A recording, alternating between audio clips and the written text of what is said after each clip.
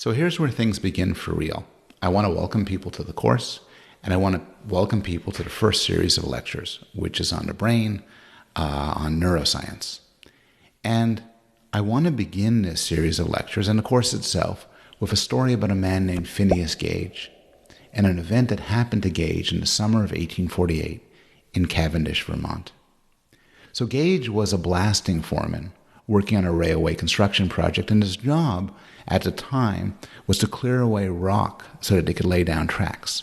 And to do so, his routine during those days was that he would bore a hole in the rocks. Inside the hole, he put blasting powder and a fuse in. Then he would cover that up with dirt and sand and take a tamping iron, which he carried with him, a big piece of steel, looked like a javelin, and use it to tamp down the sand and the dirt so that later they could set the fuse and cause the explosions.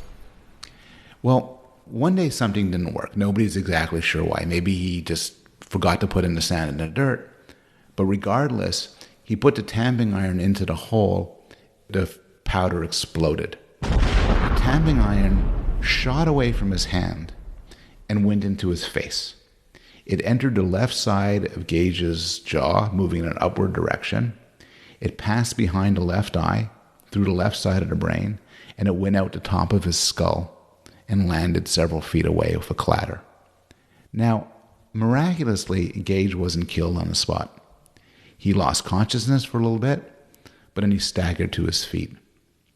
And in some regards, Gage was very lucky. So he underwent a series of operations, he had infections, he got sick. At times his life was at risk. But months later, he was, in certain regards, pretty much recovered.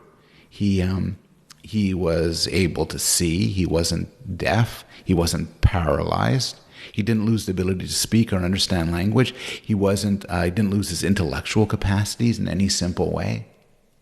But in another sense, Gage was very unlucky, because Gage had been transformed by this incident. Someone who knew Gage describes the transformation like this. Before the accident, Gage was, quote, the most efficient and capable man, a man of temperate habits, considerable energy of character, a sharp, shrewd businessman. After the accident, Gage was no longer Gage. He was fitful, irreverent, indulging at times in the grossest profanity, manifesting but little deference for his fellows. He ended up losing his job. He traveled through the States, taking up different jobs, engaging in different relationships, and ultimately ended up in an exhibit in a traveling circus, holding his tamping iron and telling people about this terrible story about how it went through his head and went through his brain and changed his life. So why am I telling you this story? Well, as I said, I want to begin the course by talking about the brain. And the story of Phineas Gage illustrates something which we have abundant reason to believe, which is that the brain is the source of mental life. And so damage to the brain can have profound effects on who we are and what we are. And the idea here is nicely summarized by the Nobel Prize-winning biologist Francis Crick. He calls it the astonishing hypothesis. As he writes, the astonishing hypothesis is that you, your joys and your sorrows, your memories and your ambitions, your sense of personal identity and free will are in fact no more than the behavior of a vast assembly of nerve cells and their associated molecules. Now, this assembly of nerve cells is, of course, the brain and parts of the spinal cord, but we're just going to talk about the brain here.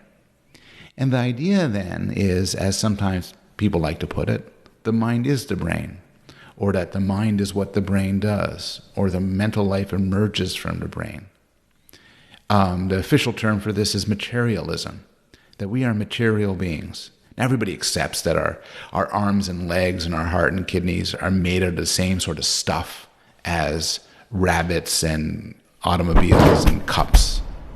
But the idea is that our mental life, what makes us special, our most intimate feelings and thoughts, also arise from these material things.